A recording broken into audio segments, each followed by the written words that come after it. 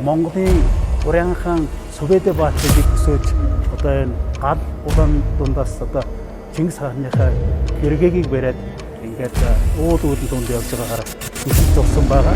Ингээ Монголын өв хөдөлмөрт болсон хээ угуулзаа төлхөө оруулж өгсөн, үлгэр домгийн сэдвээ жоохон төлхөө оруулж өгсөн. Ялангуяа одоо Монголын хөлөг баатаруудыг үлсгэсэн